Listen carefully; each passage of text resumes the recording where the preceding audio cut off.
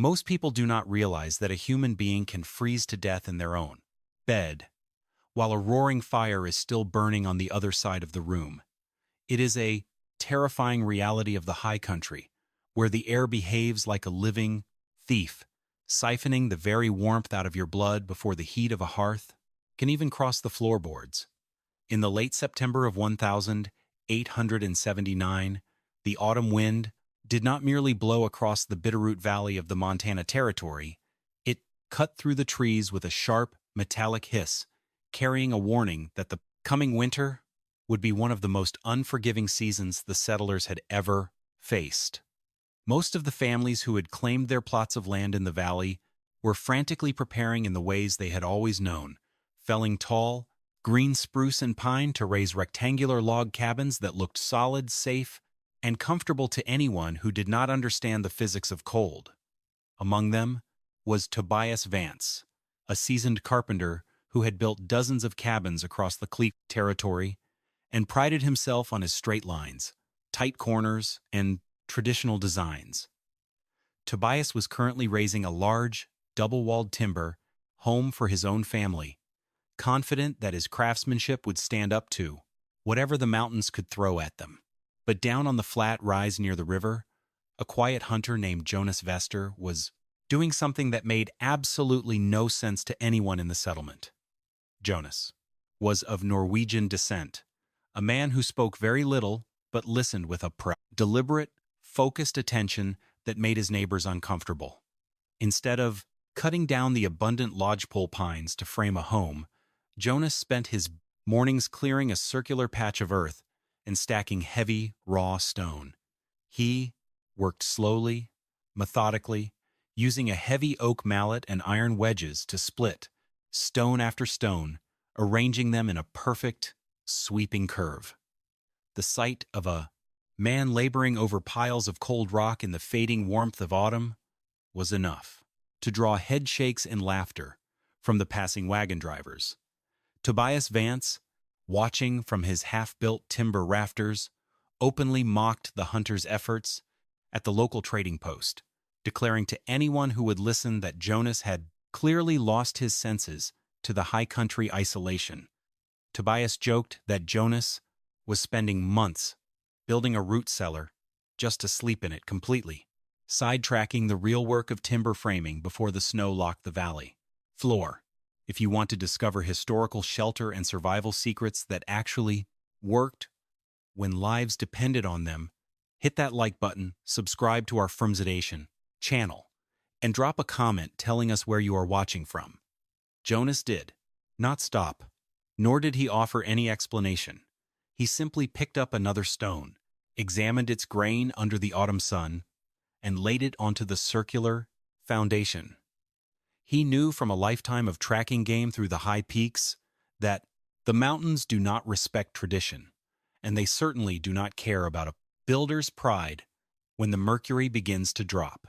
The physical labor of Jonas Vester's project was immense, a grueling test of massed endurance that would have broken a lesser man before the first frost of October even arrived. While his neighbors hauled light, straight timber logs with teams of oxen, Jonas spent his days at a massive sandstone and limestone outcrop located 4 miles south of his homestead. He selected each stone with a precision that bordered on obsession, knowing that the thermal properties of the rock would determine whether his family lived or died in the months to come. He was building with a calculated mixture of two distinct materials: 65% sandstone for the outer layers of his wall, because its porous nature provided a natural barrier to insulate against the biting wind, and 35% limestone for the interior lining, because its dense, heavy structure would act as a heat-retaining medium. To gather these materials, Jonas had to physically pry 5,400 pounds of stone from the earth, using nothing but iron bars, a heavy hand sledge, and raw physical strength. Each evening, his wagon returned to the rise by the Walk River, its wooden axles groaning under the weight of sandstone slabs and limestone blocks that weighed upwards of 80 pounds each. Jonas's palms were permanently calloused and caked with dried mud. His shoulders burned with a deep, constant ache, and his knees were bruised from kneeling in the dirt to shape each stone. Yet, as he worked, his mind always returned to the Steinbuthe place, ancient, circular stone shepherd huts that his grandfather had shown him in the Somme, high country above Stavanger. He remembered his grandfather explaining how those simple, round shelters held the heat of a tiny peat fire for hours, keeping the Flyer Romor mountain shepherds warm and dry while storms raged outside that froze entire flocks of sheep in the open pastures. His grandfather had told him that a square house is an invitation to the cold, but a round stone home is a shelter that to remembers warmth. Jonas held that memory close as he lifted another heavy block of limestone, refusing to let the exhaustion of his body or the quiet whispers of his neighbors slow his methodical progress. By the time the first flurries of October began to dust the mountain peaks, the foundation of Jonas's cabin was complete, and it looked like nothing else in the Bitterroot Valley. Instead of laying down a traditional wooden plank floor that would allow cold drafts to leak up from the frozen soil, Jonas dug 18 inches down into the mountain dirt until he hit solid bedrock. Upon this stone foundation, he began laying his circle. The structure was designed as a perfect, unbroken ring with an interior diameter of 18 feet. The walls were extraordinarily thick, 26 inches at the base, tapering slowly and deliberately to 16 inches at the top roofline, creating a low-profile, aerodynamic shape that would allow the brutal winter winds to slide over around the cabin rather than siphoning its warmth through flat surfaces. The neighbors who rode past the property no longer just shook their heads. They openly laughed at the strange fort-like structure. Tobias Vance would stop his place wagon on the trail, leaning over the seat to ask Jonas if he was building a fort, to fight off imaginary armies, or if he had simply forgotten how to cut a straight line. Tobias pointed to his own timber cabin, which was now fully framed with clean, square corners and a steep shingled roof, claiming that a real American home required proper corners to stack furniture and hang gear. Jonas's circle, in Tobias's eyes, was a monument to wasted effort, a useless design that left no room for storage and would turn into a frozen icebox the moment January arrived. Jonas listened to the laughter with a quiet, undisturbed patience, never pausing his work to argue or defend his choices. He knew that square corners were the primary siphons of heat in any timber building, places where cold air settled and stayed because the natural circulation of the room could not reach them. He kept his eyes on his limestone blocks, sealing every silting seam with his handmade mortar of clay, river sand, and slaked lime, focused entirely on the physics of the circle. As the walls of the circular cabin rose to chest height in mid-October, the walls' skepticism of the community crystallized into a formal protest led by Gideon Croft, the region's most prominent and experienced stonemason. Gideon had built stone chimneys and foundations for nearly 30 years, and he considered himself the ultimate authority on masonry in the territory. He rode out to Jonas's Rise one afternoon, accompanied by a small group of curious onlookers, determined to put an end to what he viewed as a dangerous and unscientific build. Gideon walked the perimeter of the 18-foot circle, running his fingers along the mortar joints, his face twisted in a look of deep, professional disapproval. He stood before Jonas and declared, with the absolute confidence of a man who believed he held the truth, that Jonas was building a tomb. Gideon argued that stone was a natural conductor of cold, and that siphoning heat was its primary physical property when exposed to the elements.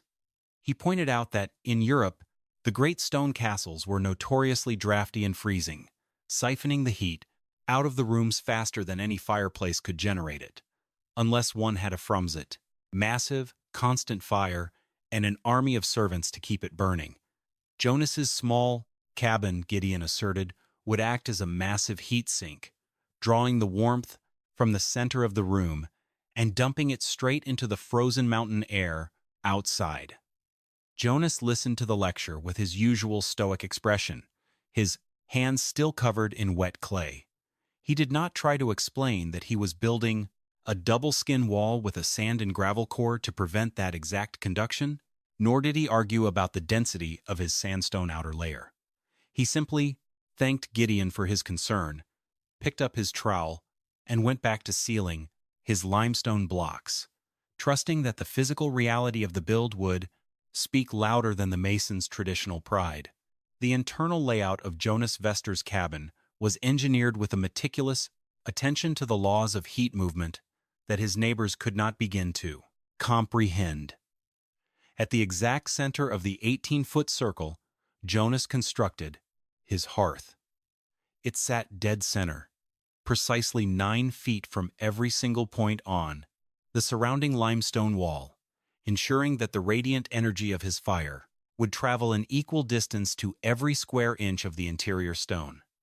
In a square cabin, the fireplace sits against one wall or in a corner, meaning the heat must travel twice as far to reach the opposite side of the room, siphoning off energy and creating vast cold zones where frost can easily accumulate. By placing the firebox in the geometric center, Jonas created a continuous, convective loop. As the air warmed around the hearth, it rose toward the wand. Ceiling met the curved dome of his lodgepole rafters and was guided naturally down the limestone walls, warming the dense stone evenly before returning to the war floor to be reheated. The roof itself was a model of thermal efficiency. Instead of using thin shingles that allowed heat to escape, Jonas packed the lodgepole rafters with dry mountain sod and clay 6 inches deep, creating a thick, natural insulating cap that trapped the rising warmth inside. He calculated that the 5,400 pounds of sandstone and limestone, once fully warmed to a blank baseline temperature, would store approximately 12,500 BTUs of thermal energy for every degree they rose, creating a massive, slow-release heat battery that would keep the interior stable long after the active coals of his fire had died down to ash. By the first week of November, Jonas's circular stone cabin was complete and work complete. The final visual result only served to deepen the community's amusement. Elias Thorne, an arrogant framing contractor who had built some of the largest homes in Helena, stopped by the trading post to announce that Jonas's cabin looked like a crude grain silo that had been fitted with a heavy wooden door.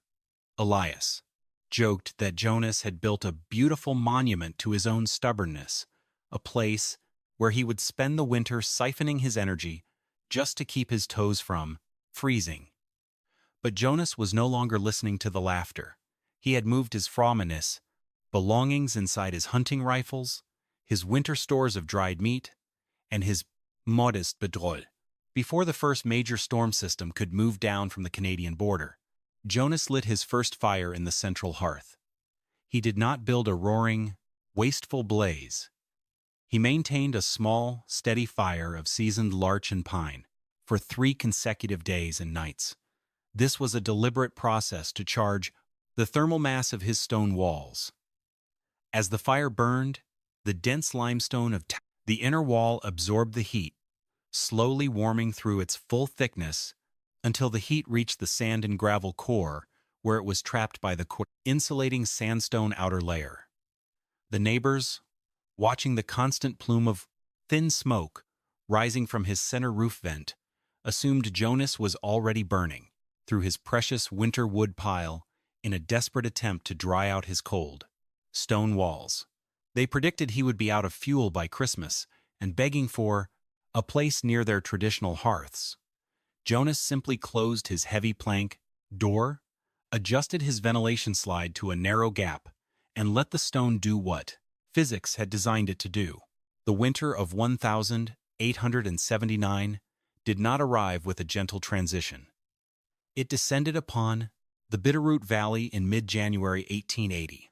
with a sudden, terrifying violence that caught many of the homesteaders completely unprepared. A massive Arctic, high-pressure system, loaded with heavy moisture and siphoning freezing air straight out of the Canadian plains, stalled directly over western Montana.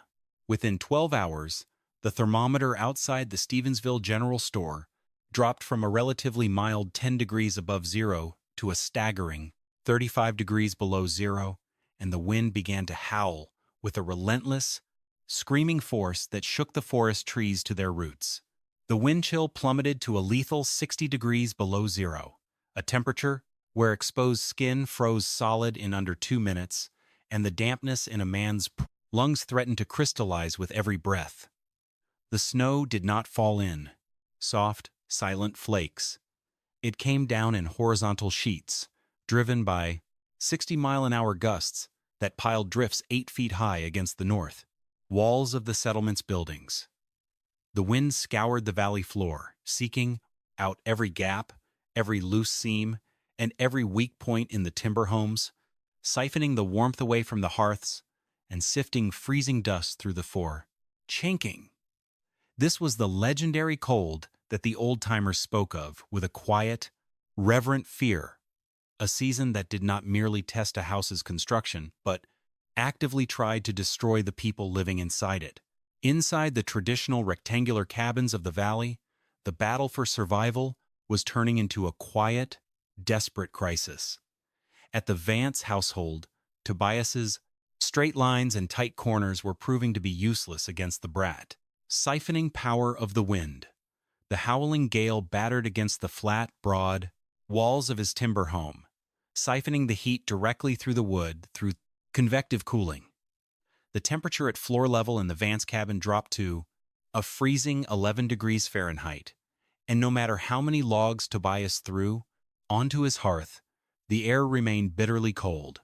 Frost began to sprout like white ferns on the inside of the spruce logs, and ice formed in the water, buckets sitting on the table, barely 6 feet from the fire. The corners of Tobias's home, far from the warmth of the fireplace, became stagnant pockets of freezing air where the temperature dropped even lower, siphoning the life from the room and forcing his family to huddle in their winter coats under piles of frozen blankets. Tobias's young daughter, Sarah, began to cry as the cold seeped through her thick wool socks, her toes turning a pale, bloodless blue, despite the constant attention of her mother. To make matters worse, Tobias's woodpile, stored outside under a canvas tarp, had absorbed moisture during the late autumn rains and frozen into a solid, ice-coated block. Every log he brought inside hissed and sputtered in the palfin fireplace, siphoning off the fire's energy to boil away the frozen water before it could produce any heat, filling the cabin with a thick, choking smoke that made the children cough throughout the night. Down the road, Arthur Briggs was facing a similar nightmare in his own log home. His family's fire was siphoning wood at an alarming rate, and his cabin temperature hovered at a miserable 16 degrees Fahrenheit. They were burning through their entire winter supply, twice as fast as expected, and the cold was winning the battle. But on the flat rise near the river, the interior of Jonas Vester's circular, stone cabin was a haven of still, comfortable warmth that seemed to exist in an entirely different climate. While the wind screamed against the stone outer walls with enough force to shatter a timber plank, Jonas's house did not rattle, creak, or moan. The aerodynamic curve of the sandstone walls deflected the gale, letting the wind slide harmlessly over the structure without siphoning any heat from the surface. Inside, the air was perfectly quiet, dry, and warm, holding steady at 66 degrees Fahrenheit, without a roaring fire to maintain it. Jonas had built his firebox to operate on the principle of heat storage rather than active, continuous burning. He had let his fire die down to a bed of glowing coals at 8 o'clock the previous evening, yet 12 hours later, the previous evening, limestone inner walls were still radiating a gentle, even warmth that kept the primest room at a comfortable temperature. The 5,400 pounds of stone, fully charged during the first weeks of November, functioned like a massive thermal battery, slowly releasing its stored energy back into the circular space as the air cooled. There were no cold corners in Jonas's cabin, no drafts sifting through chinking, and no ice forming on his windows. He woke at dawn, stretched comfortably in his shirt sleeves, and made a simple meal of dried meat and warm tea, using only a single small log of dry, seasoned pine to keep his home in a state of absolute comfort while his neighbors were burning through their stores, in a desperate, freezing struggle to survive.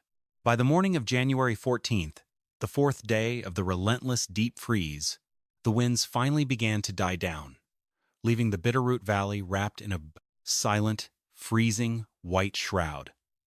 Tobias Vance and Arthur Briggs, exhausted, freezing in their own homes, decided to make the trek to Jonas Vester's Rise, near the river.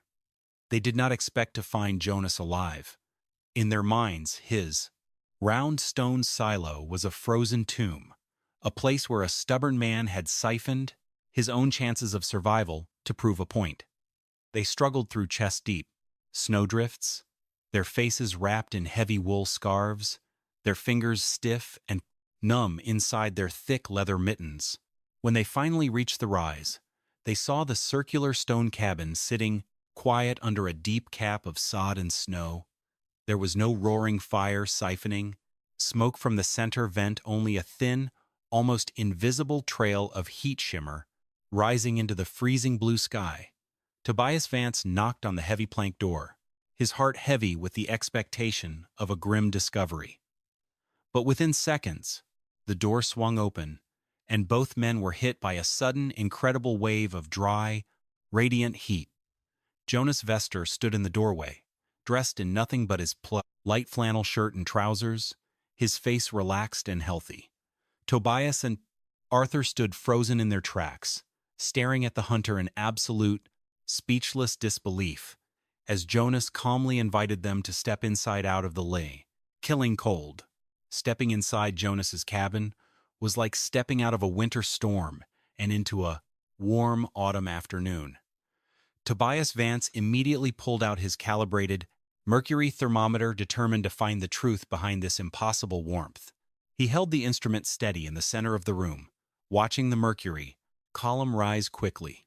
Inside Jonas's cabin, the temperature held even and warm, reading 66 degrees Fahrenheit near the center hearth and siphoning almost no heat near the stone walls. Meanwhile, back in Tobias's log home, the Bioseger 80 thermometer had registered just 11 degrees Fahrenheit, leaving his family shivering and huddling under frozen blankets in their coats. The temperature difference was staggering. Jonas's home kept exactly 55 degrees of more warmth, while the other cabins froze. Tobias checked the reading 3 times, walking to the north wall, then to the Prasen, south, finding almost no temperature variation across the circular space. Jonas explained that his stone walls had stored the heat of a small fire he'd lit the day before, siphoning almost no energy from his wood pile. He had consumed only 0.6 cords of wood during the entire cold snap, while Tobias had burned through 1.4 cords of wet ice-coated timber just to keep his family from freezing. Arthur Briggs reached out and touched the limestone inner wall, finding it warm and dry to the touch, and he realized with a sudden, humbling clarity that the round shape and dense stone had not acted as a cold conductor, but as a reservoir of warmth. The realization that they had been wrong did not breed resentment. It brought a profound sense of relief and inspiration to the families of the Bitterroot Valley. When the spring of 1880 finally thawed the mountain passes, Tobias Vance and Gideon Croft walked down to Jonas's Rise, not to mock his work, but with notebooks and measuring tapes, eager to learn the principles they had once dismissed as madness.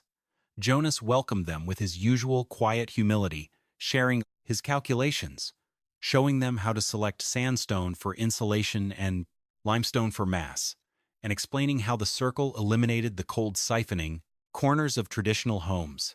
That summer, the valley witnessed a transformation as the neighbors worked together, cooperating in a massive, collective effort to build 5 new circular stone cabins for the families who had suffered most during the freeze. Tobias Vance used his carpentry skills to build the lodgepole and sod roofs, while Gideon Croft showed the men how to shape and lay the stone under Jonas's careful guidance. The circular design was no longer a joke. It was a proven, life-saving technology that reshaped the valley's future, ensuring that the children of the settlement would never have to shiver through another winter. Jonas Vester stood on his rise in the late autumn of 1881, watching the thin trails of heat shimmer rising from the round stone cabins throughout the valley. The cold would return, as it always did. But the fear was gone, replaced by a warm, enduring legacy of survival and community.